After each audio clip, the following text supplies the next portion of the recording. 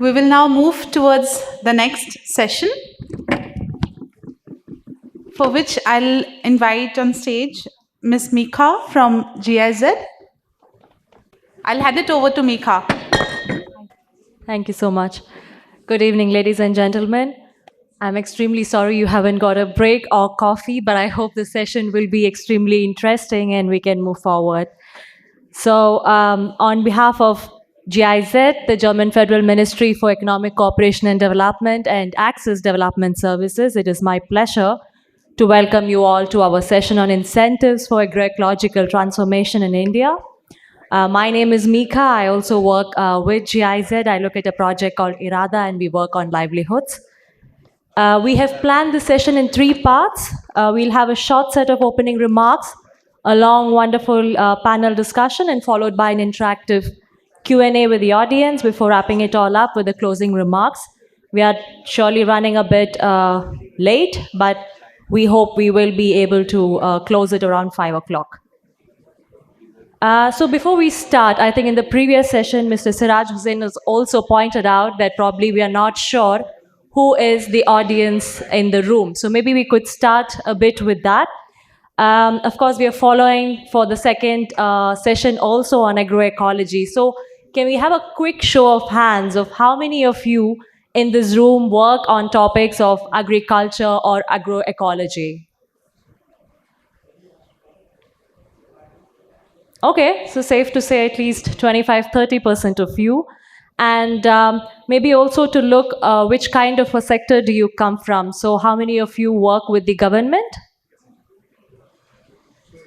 Okay, some of you, 3, 4. With the private sector? Okay, that's also quite few. The NGOs, bilateral, multilaterals, civil society. Okay, that's quite a lot. And academia, research, think tanks. All right, so I think we do have a good mix of all kinds of sectors today, so really looking forward. So let's continue talking about our hot topic on agroecology. Yeah, all of you attended the previous session, and in this session, we are really hoping to dive deeper into the incentives for agroecological transformation in India. We would really like to approach it multidimensionally, bring in perspectives a bit from all of these sectors, so government, private sector, research, among others. And at the end of the day, I think we all want to see how we can together move forward for, of course, the betterment of the lives of the farmers, improving the sustainable practices across value chains, and making our systems also inclusive of women, marginalized communities, and all the groups, ensuring that no one is left behind. Maybe before we start, I would just like to say a few words about GIZ for those of you who do not know us. We are a leading service provider in international cooperation, and we work on behalf of the German government and a wide range of public and private sector clients. The Indo-German cooperation is working since the last 63 years, and in India, we focus mainly on the topics of environment, climate change, and biodiversity, renewable energy, sustainable urban development, and sustainable economic development. So without further ado, I would request Rajiv Ahel, Director for Natural Resource Management and Agroecology, to come forward to the stage for the opening remarks. He was already introduced in the last session, but maybe just very quickly, he has of course been in the development sector for almost 38 years, leads a host of projects in GIZ on topics of natural resource management, water security and climate adaptation, agroecology, livelihoods, green value chains, among others. He has worked, of course, in India and Africa. Interestingly, he's also an electrical engineer by qualification. And something that maybe many of you don't know, that he's also a fiction writer and has published collections of short stories to his credit. So welcome, Rajiv. Stage is yours. Thank you, Mika. Good afternoon, good evening, almost everybody. I think most of you were here in the last session, so there are many things I don't need to say. But maybe just to say that what is agroecology? So we talked about that, is it only agriculture that instead of taking away from ecology, nurtures the ecology? But it's actually a bit more. So the whole production enhancement, more sustainability-based, farm-based agriculture, and a consumer who is interested, willing to buy it, but also it needs the whole support of the ecosystem, the ecology, the environment around, the water, the biomass, all those elements. And this continuity end to end is what really defines agroecology. Now, in terms of the principles of agroecology, we are very well aware that some of the nuances we have to look at are diversity, co-creation and knowledge sharing, synergies, efficiency, recycling, resilience, human and social values. So it's also related. So it's not just agriculture. What type, what nature, what the culture and food traditions. Also, the looking at the governance aspects and the circularity of it all. Now, if the intensive industrial agriculture process that we've been using, deploying for the last 50, 55 years, to come out of a situation of food insecurity into where we are today, if it is not really perfect and that we need to move into agroecology, then why should we be, it's a do no harm principle. So why do we need incentives then? What is the reason for needing incentive? It's so logical, so scientific. The fact remains that we create processes that become juggernauts, that roll on without needing a mind. The machine rolls on. And if you want to shift it, one needs to incentivize people to change the behavior, the way that ecosystem operates. And I think a lot of the conversation in the panel is going to be about it. But I also just want to open up just as some examples on what could we really understand by incentives. Very often incentives all about thinking about money. But if I'm a farmer, I find many natural farmers who've only gone to natural farming because they said every time they did pesticide spray, they felt sick at night and they had recurring headaches and their health was bad. So for them, that's an incentive to move away.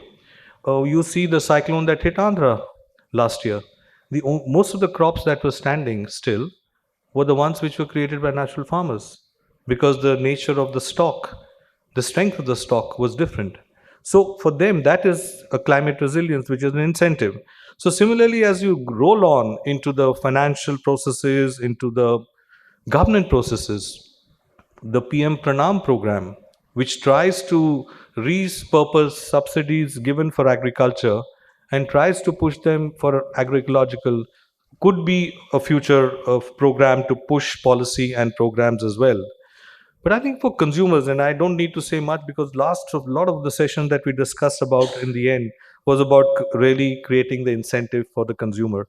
So if these incentives are not aligned, so if the incentive to the producer, to the consumer, to the entrepreneur, to the policymaker, to the state government, to the people who take care of the natural ecosystems, if somehow these are misaligned, then even then the result will be poor. So I look forward to a very exciting discussion with such eminent speakers, all experts in their own domain, but also hope that the panel in the end can find these alignments of how not just to make them work in isolation, but how to make them work together in a magical way. Thank you.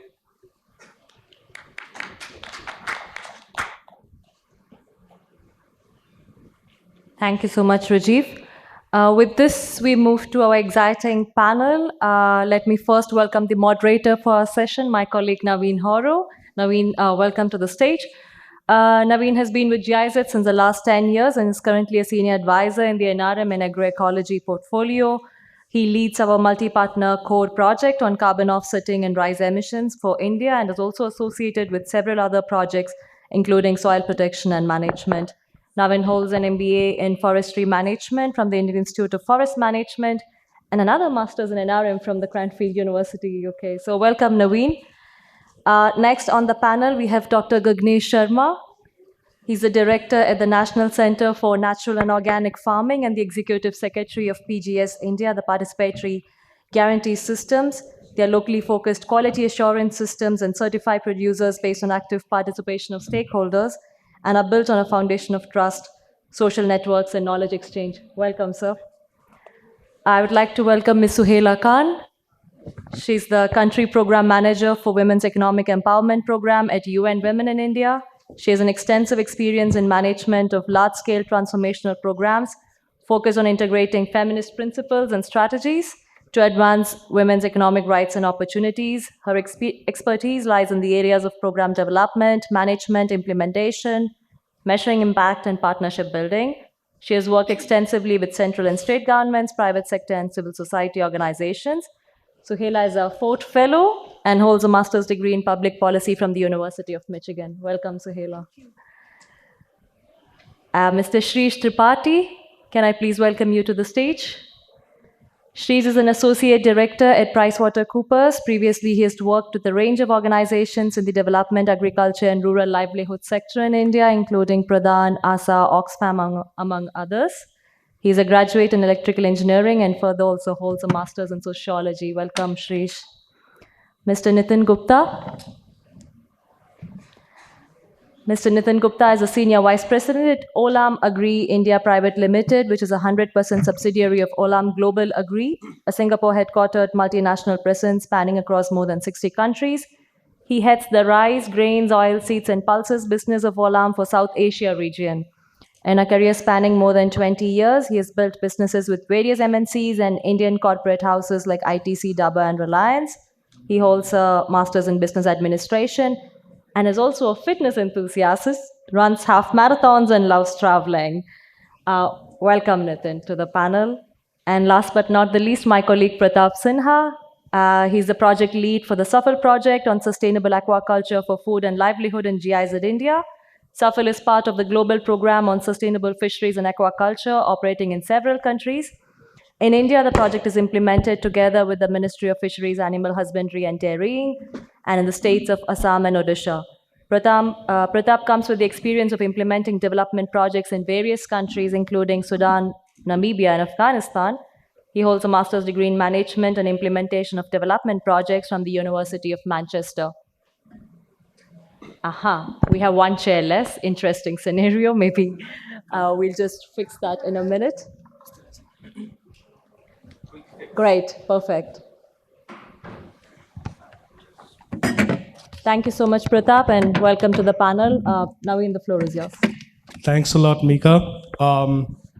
I always have this deja vu experience coming to Livelihoods India Summit and also to meet friends and colleagues here on the stage. So welcome everyone on the panel. It's quite an interesting sort of a segue and also a build on the last session. We talked about enterprises. And through this session, we really wanted to broaden the scope a bit more to look at larger concepts of incentives. And these incentives could be in the form of what Raji was mentioning earlier, could be in the form of social ecological incentives, economic incentives, it could be also the market-based incentives, it could be even in terms of public-based, sector-based incentives. So it broadened this scope a bit, and we are fortunate to have this panel here. Straight away, I would want to go directly to Shuri's to kickstart this discussion. In the last session, and also when we talk about agroecology as such as an approach, what we're really talking about is a transformation from what and how we do agriculture now to a better one, so to say, in the future. And it's a transformative approach, right? And any program of public can only provide you the right ecosystem. But if it has to be a transformation, it has to be a community-led process. Yeah, and that's what something Green Revolution has also taught us. Unless it was a community-led sort of a process, it never sort of scaled. So if you have to look at this transformation at a scale, there has to be some incentives for the communities to make it a community-led process. So what do you think could be this plethora of incentives that we can think of to trigger this community-led movement? Thanks, Naveen. I think we all know what's the genesis behind this. Because of the pressure we are having on the agriculture production system and the degradation of the natural resources, it calls for the transition towards the more sustainable and agroecological practices. But the adoption of agroecological practices requires a lot of things. It's not an easy task. And to develop policies which are concurrent, which matches with the farmers' aspirations, which matches with the government's mandate, induces the participation of public and private players, requires a lot of effort, requires a lot of data, requires a lot of understanding what is required in the field, what is the aspiration, what is the perception of the farmers, and what they need. in the real sense. There has been a lot of examples previously also where a lot of government programs have fetched well to farmers. They have been able to bring that change, transformation in the lives of the people. We have few examples like SRLM and RLM, what the kind of work they are doing by organizing these community institutions in the form of SHGs, then federating those SHGs into village organizations, and then the cooperatives. So in a way, they are creating a structure which is starting from the bottom and reaching to a place where they have the visibility of the entire district, or they have the ability to uh, bring reforms in their own life, as well as negotiate with the various forces which are impacting their life and livelihood. So these kind of structures has done well previously also, and in current scenario, if you see the kind of movement we are able to see in terms of promoting these farmers institutions around various agriculture, farm, non-farm sectors, we have seen that almost in last couple of years, more than 10,000 farmer producer organizations have been established in India itself, across all the geographies, including PVTs, tribals, SC, STs, horticulture, piggery, dairy. You take the name of any sector. We can see that lot of such kind of collectives are emerging, and in a way, government is trying to understand also that what is that which they require.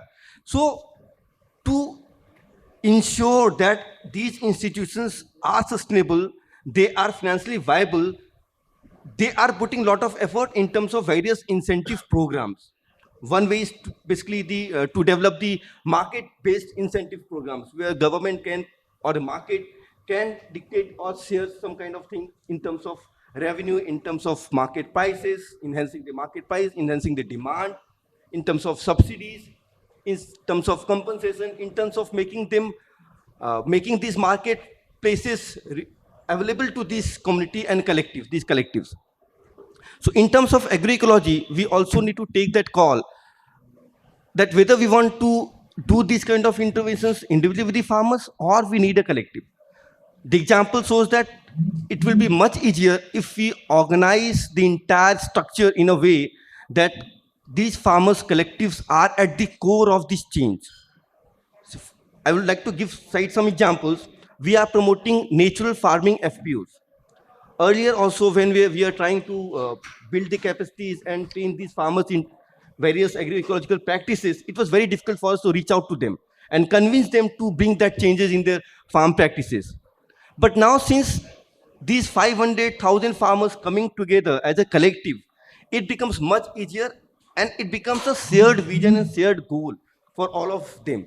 Now they can dictate their terms. We have seen in places like, we have a farmers collection center, farmers outlet in Ranchi, supported, given by the government. Earlier, this was not the case. Whenever they went there to ask for some space where they can sell their organic produce or the produce which is naturally grown without any insecticide, pesticides, there was no space for that. They could not charge premium over that.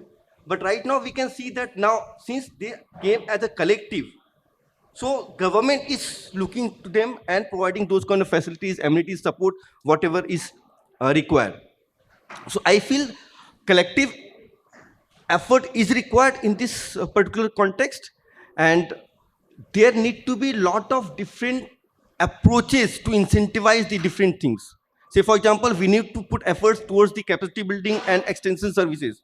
It requires a lot of effort toward that, because training farmers in terms of saying that you need to use these kind of fertilizers, chemicals, is very different from saying or making them aware and enabling them to prepare panchagav or jivamit or nimast. That requires a different kind of skill sets. The whole approach towards the extension needs to be relooked now. We have to look it from a different perspective, that we can impart not just the knowledge, but we need to bring that social behavior change in those farming community. That is one aspect. Other aspect is basically, I would like to emphasize on the driving the market forces. Right now, market is still not accessible for these kind of products. If some farmer is growing tomato organically or without using any chemical, and he's going to the same mandi, I don't think that in anywhere farmers are getting premium price over that. But the cost, the effort which he's putting to generate that 1 kg of tomato without using any chemical requires effort. It requires more effort in what any farmer can go through the conventional practices. So market forces need to be organized in a way that market forces support and favor these kind of agroecological practices and interventions. And at the last, the government policies. Government policy uh, need to understand and put forward the perception and requirement of the farmers. Right now, a lot of government policies are made in a way that they are mostly towards the subsidy driven or providing some kind of benefit to them. But now we need to look from a holistic perspective that long-term transformation change can be brought to what are the different factors which are required, and everything has to be included in that, but in that policy framework. So that's all I'd like to emphasize on. Thanks, Naveen. Thanks a lot, Shirish.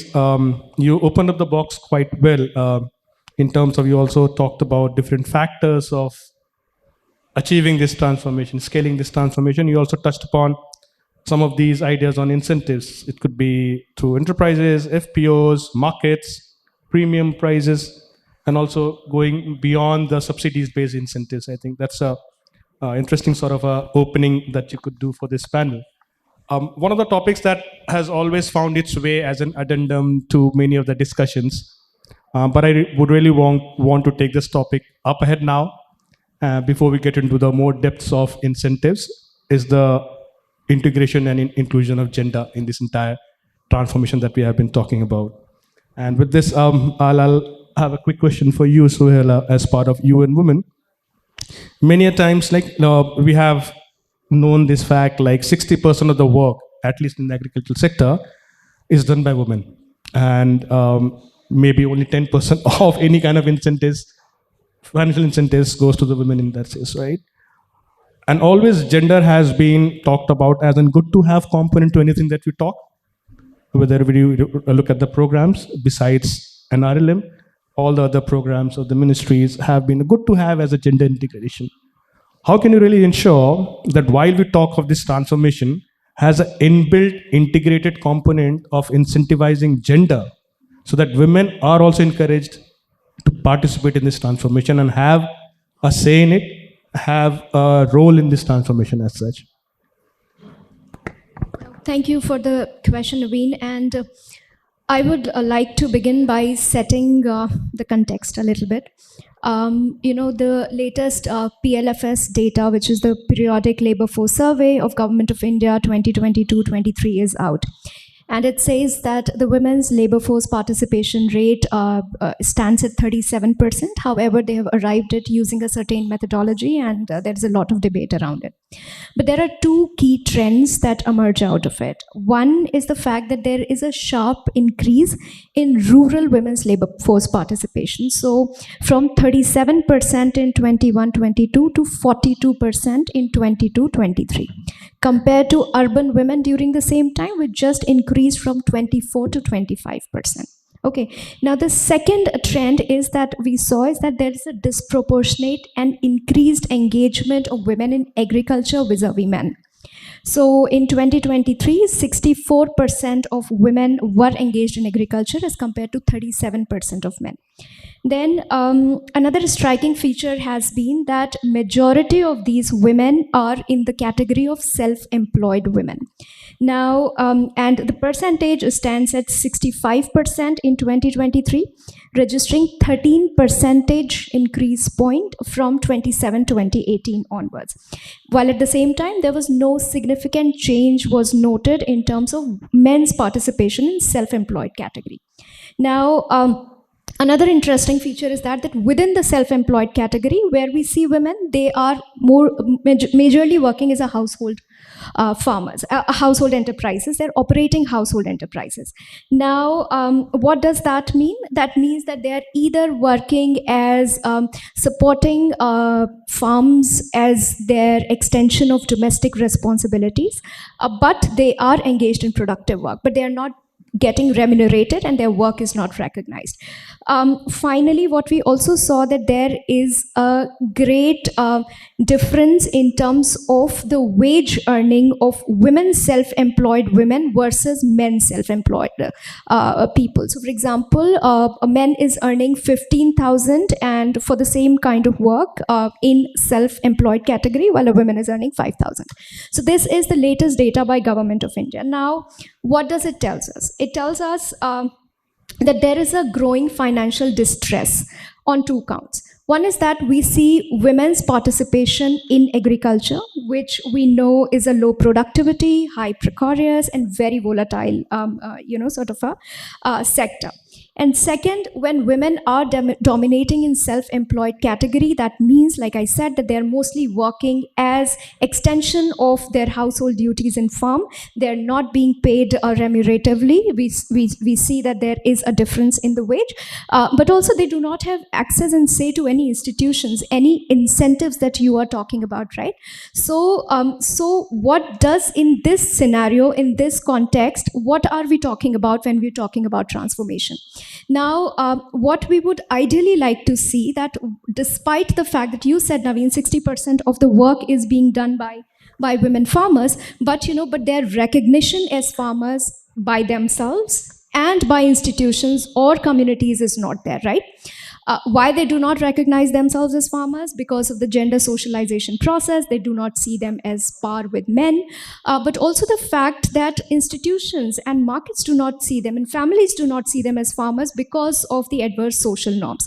Now, at the heart of this transformative change lies this responsibility to address the adverse social norms and behaviors that are limiting women's recognition of themselves as farmers, that are limiting women's access to and control over productive resources, that are also aggravating the gender division of labor, where women are largely seen in drudgery-laden tasks and continuing unpaid responsibilities. In India, and I quote this statistics all the time because it is so important to reflect that globally men spend 2.8 times more time on unpaid care, but in India it is 10 times, and it's Government of India data.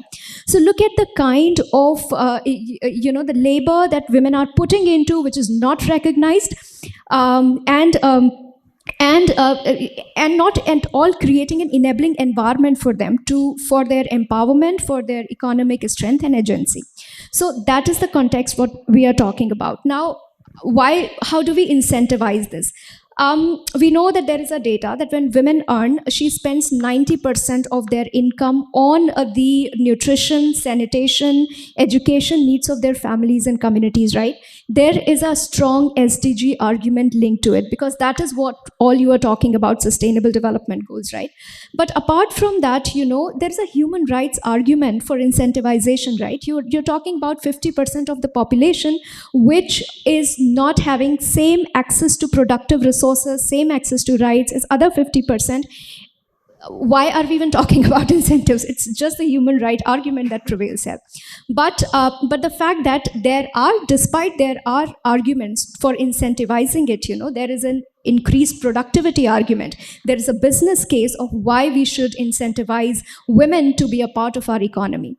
How should we do it? I think each and every intervention by government, by civil society organizations, by UN, by GIZs of the world should talk about recognition of women farmers as a premise for all the agricultural interventions. And should also talk about creating an enabling ecosystem so that women are able to access and use resources, they are able to participate, represent, and lead in institutions as well as markets. So I'll take a pause here, Naveen, and look forward to the interaction. Thank you.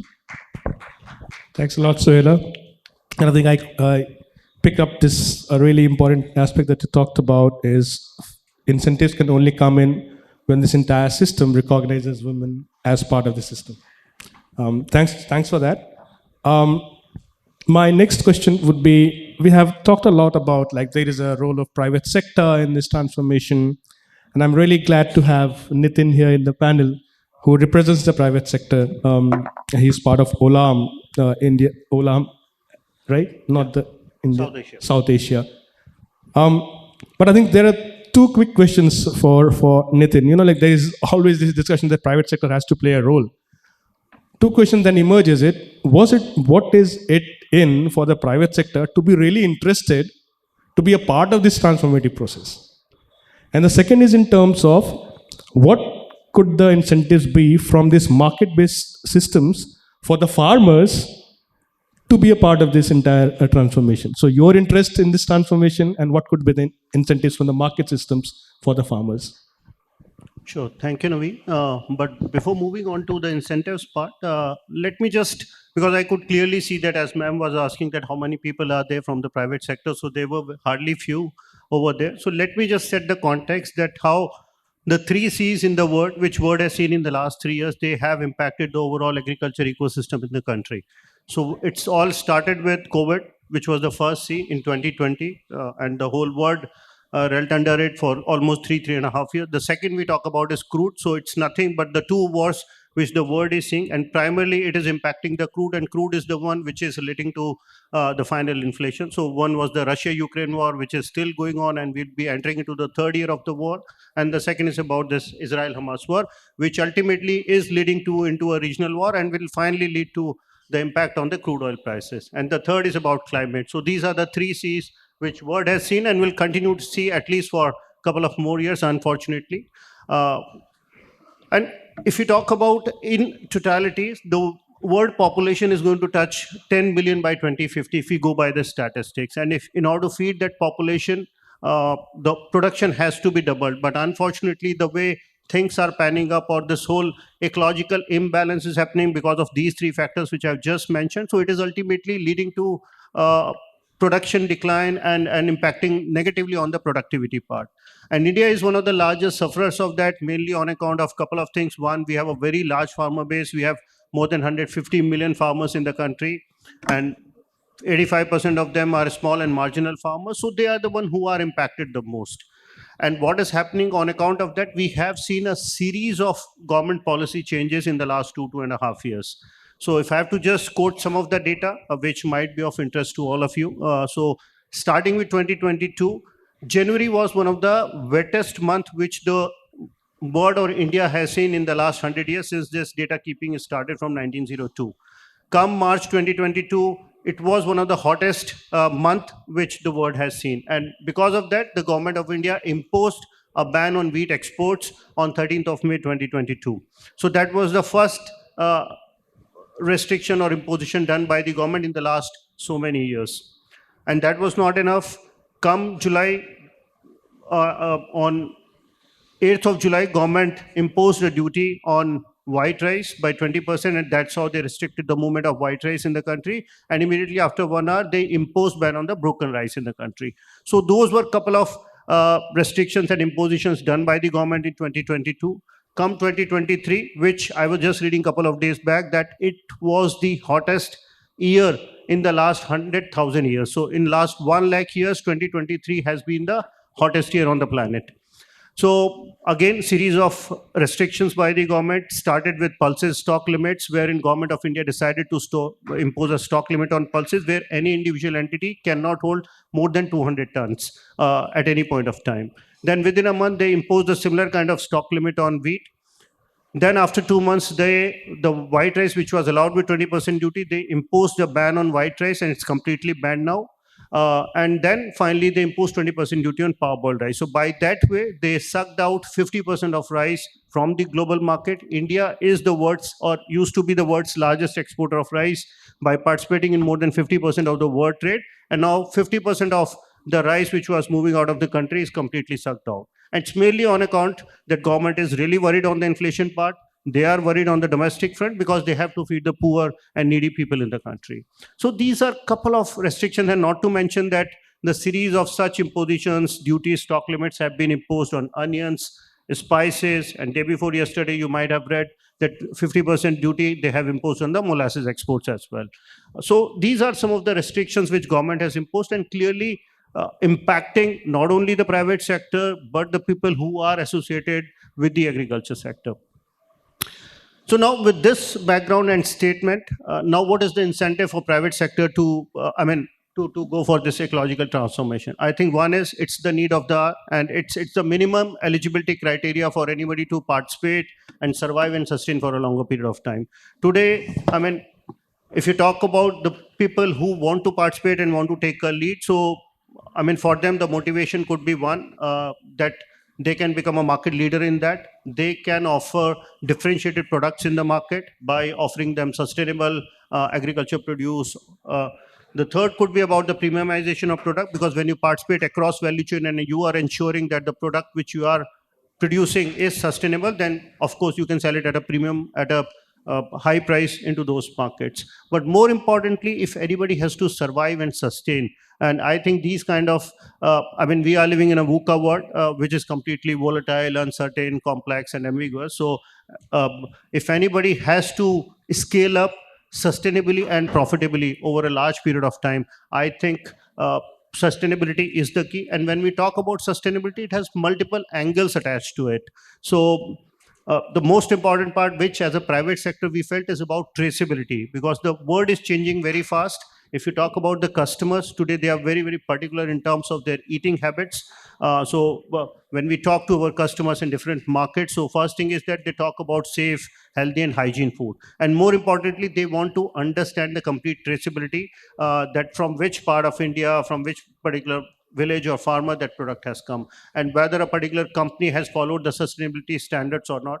For example, whether child labor was used in that or not, what kind of water consumption was there when we were talking, when we were growing rice in a particular region. So this is a clear-cut incentive for any private sector, including Gulam, because we are a multinational organization having presence in more than 70 plus countries, and we participate in more than 44 agri-commodities. So you name any item which is there in the kitchen, we are over there. But as a corporate, it is our moral responsibility to ensure the kind of supply chain we are participating, it has to be sustainable over a period of time. So that's a clear-cut incentive for us. If you talk about the farmers, all I can say that it is very difficult for anybody to accept those changes in a very short span of time. So changes, there is always resistance to a change, whether it is good or bad. But yes, you have to keep invested in the market for a longer period of time. And that's what we have been doing by doing two different programs in a country today. One is a sustainable rice platform, which we are doing in India through basmati farmers, wherein we are growing paddy in line with the European customers, and we are ensuring that farmers are producing the right produce which are required in those markets. So that's one part. As far as farmers' pain points are there, I feel that there are 4 pain points of the farmers today in this kind of environment. One is the farmer are uncertain about the final produce which is going to come out in terms of the volume. So because of all these weather vagaries, they are not very clear that what kind of agriculture produce is going to come in terms of production and productivity. Second is about the pricing part. So every farmer wants that they should get an assured return for their produce. Third is about the quality part of it, that whatever farmer is producing is acceptable for a particular set of customers in a defined markets. And fourth is about the assured market linkages. So if those 4 pain points are taken care of, I think the farmers will have the biggest motivation and incentive to produce what customers are needing. And that's what exactly we are doing in those 2 programs, wherein we have established a complete supply chain, wherein we have we are working with a couple of agri-tech startups. We are working with Ministry of Rural Development, and of course GIZ is also one of our partners in one of the programs which we are running in country, where we are ensuring that end customer is having a complete visibility on the supply chain. So at the time of final produce, once they will buy a particular rice or lamb in that country, by just scanning the QR code, they will come to know that from which state, which city, which village, or which farmer that particular produce has come, and what kind of agriculture practices were followed by the farmers, right? So, and in fact, they will come to know the profit and loss balance sheet for the farmers. They will come to know that what kind of overall costing was done by farmer while raising a particular paddy, and what kind of remunerations a farmer get by producing those kind of paddy. So I think these are the clear-cut incentives for the farmers, which as private sector, we are ensuring that farmers will be taken care of. So, I mean, I would like to take a pause here and we can take Thanks a lot, Nitin. I think this was a very, very important sort of input that you provided in terms of it's also a response to the consumers at the end of the day. And that is also something that we learned from the last session, that there is a lot of effort that needs to really create this consumer awareness and appetite for these kind of products coming in, I think. I'll take a sort of a slightly diversion a bit, and I would like to move to Pratap. One of the things that we were talking as part of this entire agroecological transformation is also to look at how this transformation does not compromise on the incomes of the farmers. If not doubling it, at least they should not be lessening of it. And one of the things that you have been working on is to really look at this integrated use of resources in a landscape to improve the incomes of the farmers while pursuing this agroecological transformation. I would really want to learn from you in terms of what are the key things that one needs to keep in mind to go for this integrated solution. You talked about you have been working on aquaculture and agroecology. So what are the really success factors for this, and what would be the factors that you need are important for scaling this kind of integrated models in the future? Over to you, Pratap. Thanks, Naveen. I'll start with a very small data. There are, because it's aquaculture linked, so there are around 25.4 million fish farmers linked in the value chain of fish in India. And I'll tell a very short story of Gyan Ranjan. He lives in Khorda district in Odisha. And last time I was meeting him, I asked him that, Gyan, what changed? What happened last 2 years? He said, sir, you know the Odisha is suffering every year with cyclone. It's our known fact. I said, yes. His wife was also there. His wife said, and sir, we are doing paddy for generation. I mean, myself, we both husband and wife doing for 20 years. And it's very hard work, labor, and we are growing old. They were 40, they're around the age 35, 40. And said it's not easy in these conditions. And I said that the minimum price for rice breaks our back. All the problem and challenges connected to that, when you don't have the production, there's flood, and climate is changing. We all know it's changing. We are experiencing at the field level. So what changed? He said, sir, from this long-term practice of generations of rice, in the last 2 years, I have changed into aquaculture, sustainable aquaculture. And I have grown horticulture, like he has fruits and tomatoes and other horticulture around the aquaculture field. And he said that this last 2 year experience, I did first digging of pond, like first rice, my small one, to see if it really works. And the final produce, you won't believe, sir, I started selling it. In 6 months, I got 1.5 kilo fish out from the pond, and I could sell it in my cycle within 4 kilometers within the village. And within first sale, I got pre-booking with 200 rupee per kilo. And sir, if you go in the Choraha local market, you can find fish for 150 rupees kilo. I said, what? But why are you getting extra money? 50 rupees, what's the difference? He said, sir, the taste. I said, what is the taste? He said, the practice which I did. So coming back from that to agroecology, like I would say that the 3 pillars of agroecology through food system approach, if you look at that, then one is the nutrition and food security. Nutrition, fish, direct connected. Livelihood, of course. And then it's the ecological sustainability. And somehow the integrated aquaculture, sustainable aquaculture, is touching 4 principles of agroecology directly: input reduction, animal health, participation, and economic diversification. And I would like to highlight quickly on the Earth Kranti of Ministry of Fisheries, MOFAD. We all know this PMSSY program and Earth Kranti they are talking about. It's a massive initiative taken by our Prime Minister. And the 5 key things they are talking about in that is first is production and productivity, then it's fisheries database, then it is the certification, accreditation, traceability, labeling, then it's the livelihood and entrepreneurship, and then the final one is innovation, that is natural based solution for farmer input reduction. So all these topics somehow is connected with what we are talking up to so far. And without going into details, I will just touch upon the livelihood, because we are on the livelihood session, that how many various types of there are almost 20 different types of aquaculture based livelihood options or fundings or some sort of support which is available with the PMSSY program.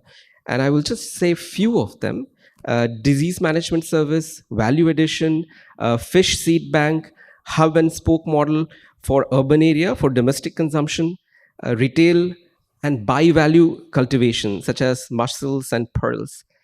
And all this, I mean, the possibilities in sustainable aquaculture is immense.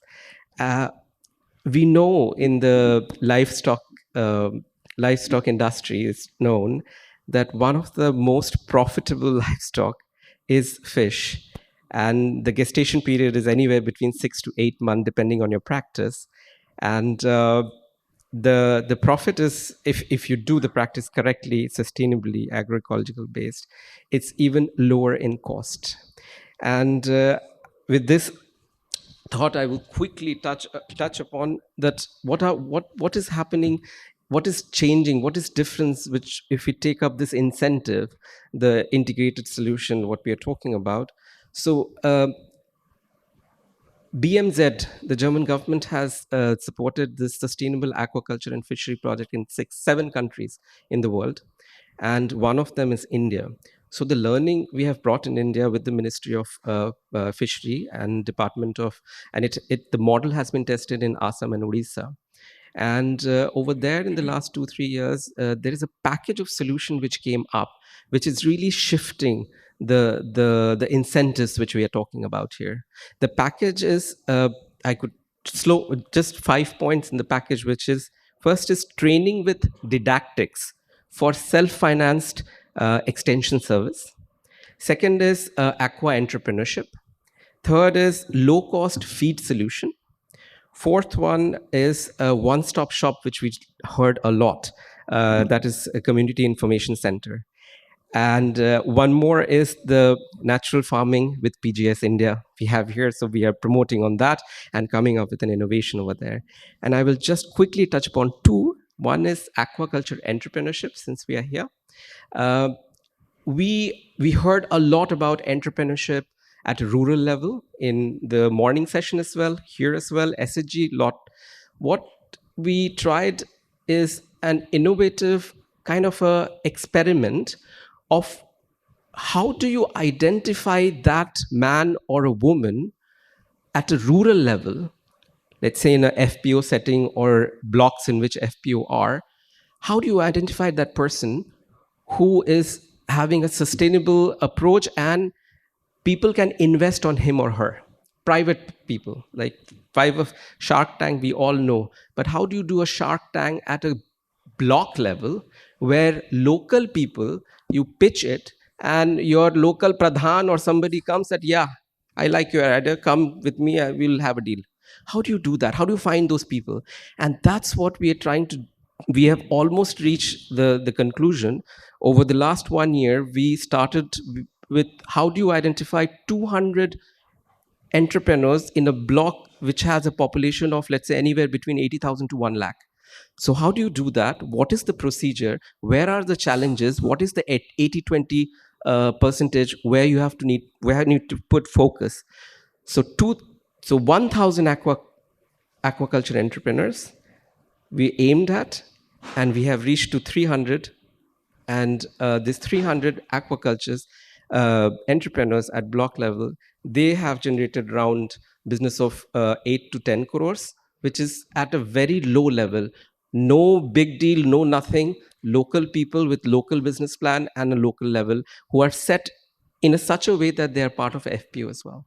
So that was one thing. It's the process which we are experimenting, not the end result, how many in number, so that the process can be implemented anywhere in India. And it's not easy to find these people. Who are these people on which you are willing to put, let's say, even 100 rupees, forget about 1,000 or 10,000 or 1 lakh. So who are these people? So that, and the second one I would like to highly, talk about is PGS and the innovation which we are doing. We are using, we brought in the EM, effective microorganism, that on the feed, like in aquaculture, if you are using feed, that takes 60% of the cost. And how do you make a solution over there that you produce naturally through agroecological principles and reduce the cost by 25 to 30%? So that initiative has been done in Morigaon in Assam, and PGS India already have a request, first time ever, not only in India, uh, PGS certification in freshwater aquaculture IMC. Fish is right now in the process with the PGS India. Application is gone. So incentives for farmer, I feel, is the nutrition, the premium price which the farmer is getting. Right now we have evidence the wholesalers are giving anywhere between 30 to 40% of the produce coming out in January. Bihu, the produce just came out, 30 to 40% premium price for the taste which they are getting, and guaranteed sale, pre purchase, future purchase. For FPO, is the aggregation and profit, both side, input and supply. For the consumer, it's the traceability, local taste, local and the taste, the quality. And for the government, I would say the access to finance through the community information one-stop shop. 9 different government programs have been approached and taken benefit out of by these the system which is there in the package. And that is, that is much beyond just aquaculture. And that's where I'm coming to. Whether you talk horticulture with aquaculture, rice come fish, there are many different ways the integrated solution can work. And before I close, I would say there's this small scaling up thought that we looked at. Let's say if we just take 8 states out of India, what can be the difference? What can this integrated solution make?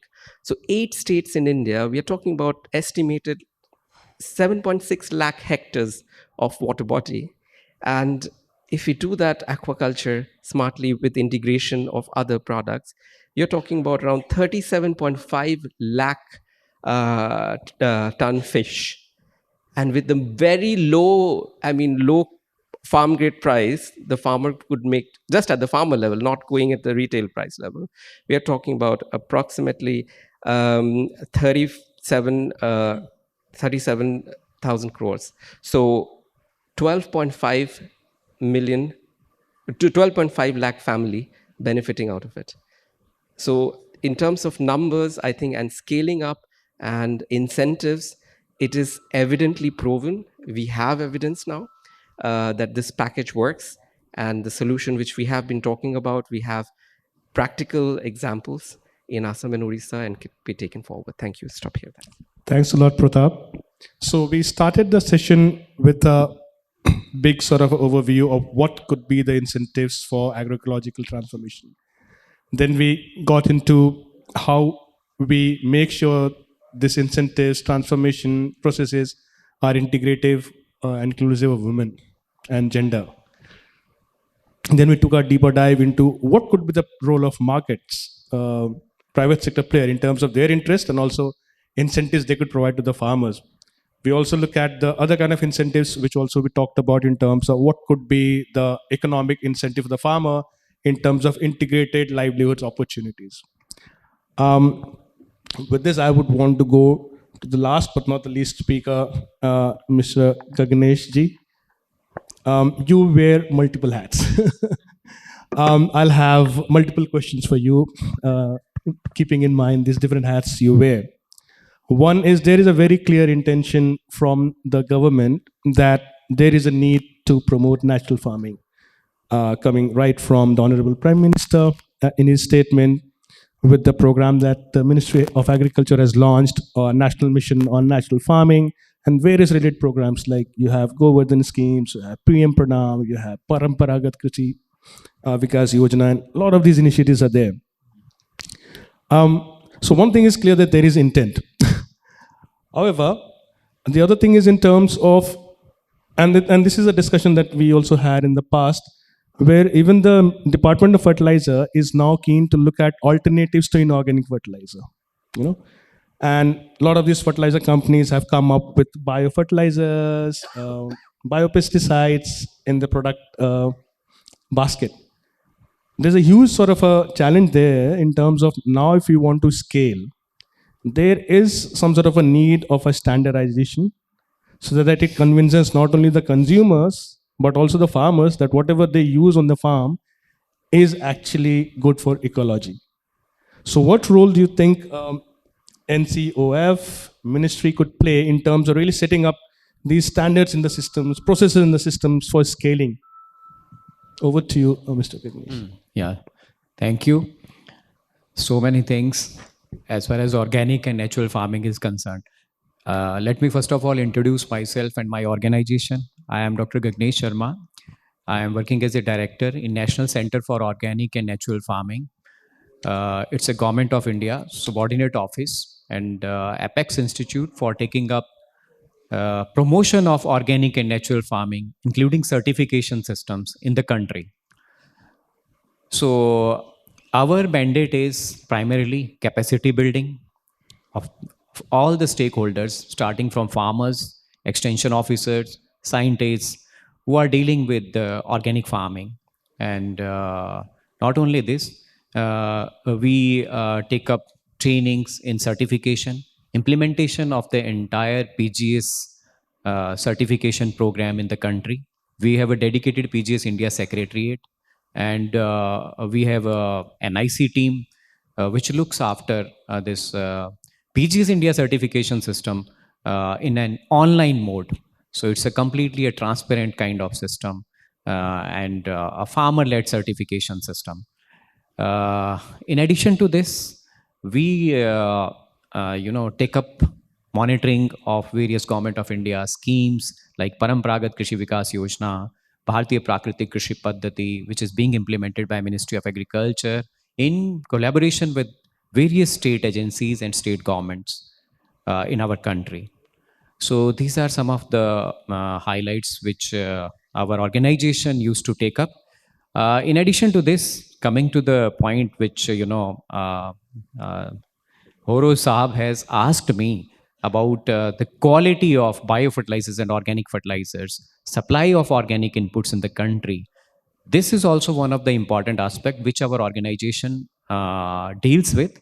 We are, one of the notified NABL accredited laboratory in our headquarters in Ghaziabad for taking up organic fertilizers and biofertilizer testing. So you all will be amazed to know that in our country, whatever samples we are receiving, as far as organic fertilizers and biofertilizers are concerned, about 50 to 60% samples are of substandard category. This is what is happening. So 500 biofertilizer and organic fertilizer manufacturing units in our country, they are producing about, crore tons of organic fertilizers. And as far as biofertilizers are concerned, about 150,000 metric ton of carrier material, and liquid, it's about, another 2 lakh kiloliter of this biofertilizers. So biofertilizers are of two category, these bioformulations. One is carrier material and other one is liquid material. The live microbes, the bacteria, even sometimes the fungus also. And we are not dealing with biopesticides. And for biopesticides quality control, CIB is there, Central Insecticide Board, they are taking care of this thing. So standards are laid down, parameters are well defined in Fertilizer Control Order 1985. And laboratories are, already there. About 30 notified labs are there in our country as far as quality testing of these biofertilizers and organic fertilizers are concerned. So it's a quality check. Even out of these 500 manufacturing units, which are manufacturing the bio inputs, they all are also testing at their own level. But sometimes quality is a concern That's why biofertilizers are still not so attractive among the farmers the way it should have been. So this is a concern. The strain of bacteria is a concern. The national level knowledge repository or a culture bank of these microbes is a matter of debate and concern. Our ICAR agriculture universities, they are there to isolate, identify, continuously, take up efficacy and effectiveness studies on these, agriculturally important microorganisms, and they are coming out with nice isolates. But again, the industry and the scientific institutes coordination and collaborations are missing. That's why this quality issue is coming out. And in case of biofertilizers manufacturing units, they're having their own infrastructural issues, their manpower issues, their funding and financial issues also. So many factors are there which lead to this kind of deterioration in quality as far as organic inputs are concerned. Now, the question is incentivizing means what we all have, deliberated also. What incentives government of India is giving on not only on organic inputs, but if a farmer would like to transform from chemical-based farming to organic side or to natural farming, then what are the incentives offered by government of India under Paramparagat Krishi Vikas Yojana? Let me first, before coming up to the specific schemes, you all know in Google it's available, you can find it out. But let me first of all sensitize all of you that how this organic farming and natural farming is being looked after. See, organic farming is a chemical free farming. It's a big challenge with the farmer to understand how to take up organic farming. For a small and marginal farmer, it's very, very difficult to understand the standards of organic farming, the protocols he has to take up while doing organic farming, and the quality issues, which the quality checks which farmers have to comply to. Certification bodies are also there in case of third party certification, and in case of PGS India certification, the farmers have to comply to certain set of standards again, the same standards, the national standards for organic production. Here, what I mean to say is that to understand organic farming in its totality, the concept, the principles of organic farming, what is natural farming, how to take up natural farming, how to be successful in organic and natural farming, this part is the major, the most important incentive which a farmer require as a whole. Maybe a small farmer, marginal farmer, group of farmers, or maybe a big farmer also, a big corporate farmer also. They require training on each and every aspect of the training, and capacity building is the best incentive which I thought that which I consider that this should be the prime aim or objective of each and every scheme. That's why government of India schemes like Paramparagat Krishi Vikas Yojana or our scheme also, means the National Center of Organic and Natural Farming is a part of a scheme of National Mission for Sustainable Agriculture. Part of this setting up of organic farming center or regional centers at different parts of the country, it's a part of National Mission for Sustainable Agriculture of Government of India. So the first and foremost thing is capacity building of the farmers, training to the farmers in different ways. It may be one day farmer training, it may be online or offline awareness program to the farmers and up to the consumers also, handling the entire supply chain, even the entrepreneurship thing also, for setting up of FPOs, collectivization of the farmers, mobilizing the farmers to take up organic farming. See, I am telling you one of the sensitization point here also. See, we all are being poisoned in one or the other way, friends. This is the most important thing which we all have to understand. Soil is being poisoned with excessive uses of chemical fertilizers and pesticides. Our water bodies are being poisoned. Our animals are also being poisoned.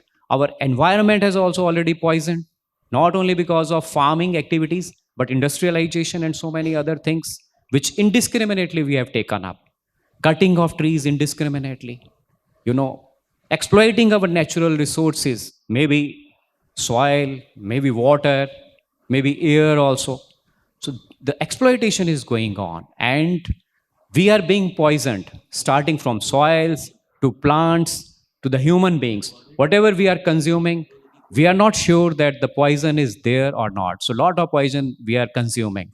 So, this is the sensitization, means the capacity building, the awareness to all the stakeholders. This is the key point for taking up organic and natural farming. We may say agroecological based farming, we may say regenerative farming, whatever name you want to give, we can give. But it's largely a chemical free farming. So this is what I have to say. Not only Paramparagat Krishi Vikas Yojana of Government of India, even Bharatiya Prakritik Krishi Paddhati, even Mission Natural Farming, all these schemes are farmer led. The base is capacity building and training of the farmers. The first and foremost incentive is training and capacity building of the farmers or the entrepreneurs. Second is availability of quality organic inputs. So, under Parampragat Krishi Vikas Yojana, we are providing organic inputs through state governments. Yeah, some problems are there, the quality issues are there, but yes, this way government is incentivizing. Government is also giving incentives by way of low cost certification system. PGA system is what? It's a farmer led certification system, training led certification system.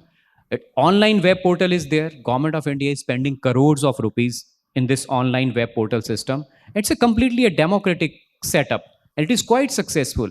About 16 lakh farmers are there under this PGS India certification as on date, and we have covered about 10 lakh hectare areas area under this PGS India certification system. Paramparagat Krishi Vikas Yojana, lot of incentives are being given by Government of India on sharing basis. 60% is to be borne by Government of India, 40% is by the state governments. And not only inputs, but other activities like, processing, handling, post harvest management, including labeling and brand building, also is being incentivized by Government of India at local level. So we have about 400 to 500 brands of PGS India, organic brands in our country under these schemes, maybe PKVY linked or Bharatiya Prakriti Krishi Paddhati linked. So this way, government has already, is already on a safe tone, and it's already incentivizing the farmers and already encouraging the farmers to come up in a big way for scaling up organic and natural farming in the country. Mission Natural Farming is also on a same side, capacity building of the farmers. Identifying the best practicing farmers is the key in case of natural farming, because in case of organic farming we have a well defined standards, well defined package of practices, validated techniques and technology. But in case of natural farming, we are not having these, validated scientific techniques and technology in front of us. So here what we are doing, we are compiling the best, we are selecting, we are identifying the best farmers and what they are practicing. We are compiling these techniques and technology of the farmers, not validated by scientific institutes still, but the scientific institutes like ICAR, they have already started the experimentation for natural farming, and we are trying to come out with the, definite package of practices and definite protocols, even for certification also, even for standards also for natural farming. Thank you so much. Thanks a lot. Time is short. We have to discuss a lot on natural farming and organic. Yeah, But, I think I have been informed by the organizers that we have to really, really close this session because this has to merge into a bigger hall. The panel members are available for the discussions. If you have any further questions, sorry, I could not take any questions from the audience, but I would quickly want to pass on the reins to Mika. But before I do that, I extend my thanks to all the panel members for their inputs. Over to you, Mika. Thanks so much, Naveen. Thank you, panelists.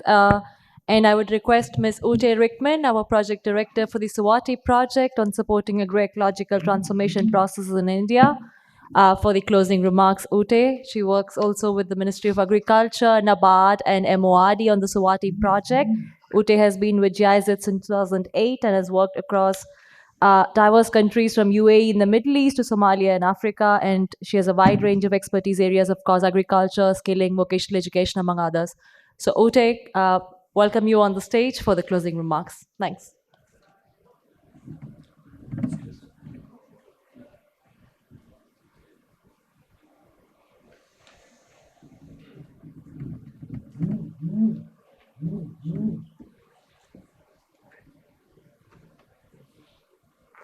Yes, first of all, thank you very much, Mika. I even didn't know that you know so much about me, but yes.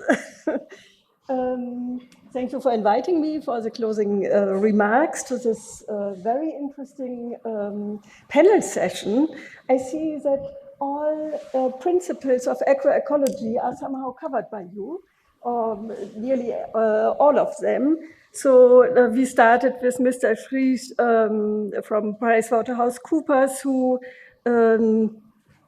asked the question, what are the ways to incentivize the communities? And I think he stressed that the communities are in the core. You mentioned the self-help groups from SLM and what NRLM is doing. The structures are doing well. Then you are stressing what they're doing content-wise, so working on farm and non-farm sectors. So for you, the pharma collectives are at the core of change. Then you stress that capacity building is very important, as well as extension services.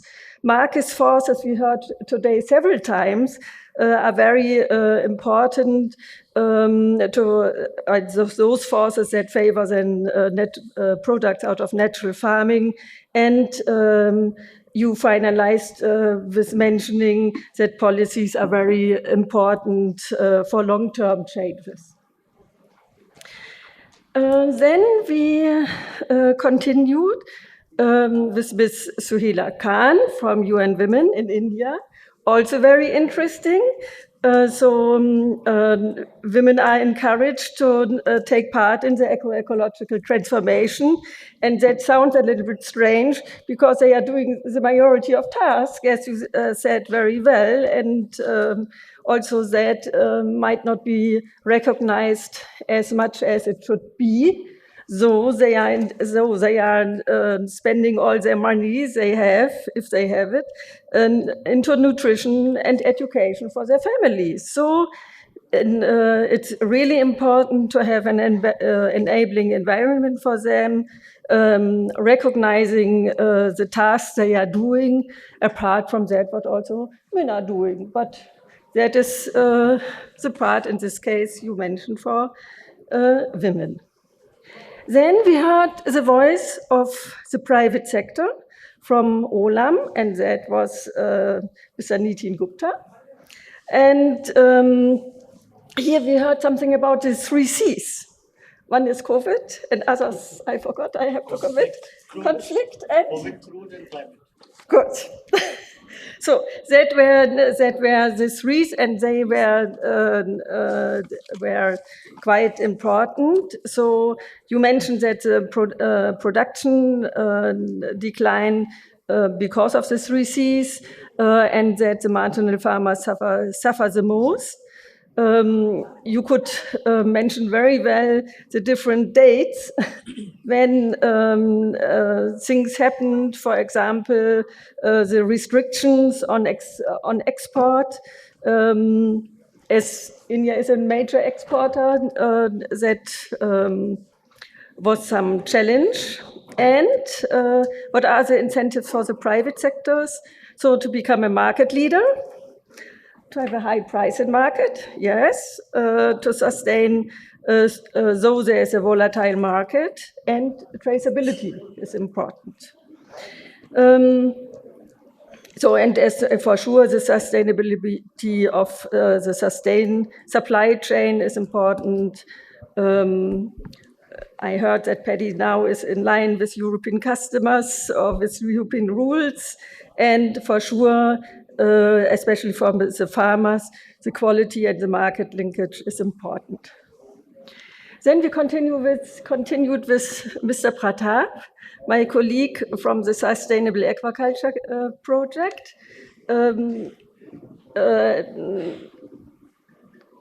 Coming up with integrated models, for example, between rice and aquaculture, horticulture and aquaculture, and how families, for example, in Assam and Orissa are benefiting from that. And finally, We heard the voices from the government in the form of Mr. Shri Ganesh Sharma from the National Center for Organic and Natural Farming.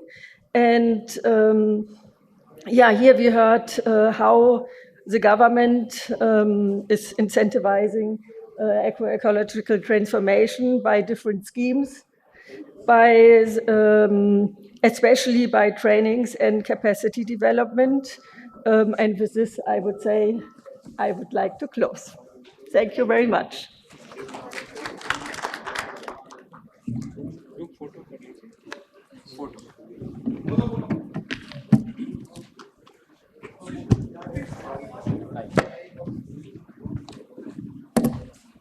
One moment, one moment. Yeah, one.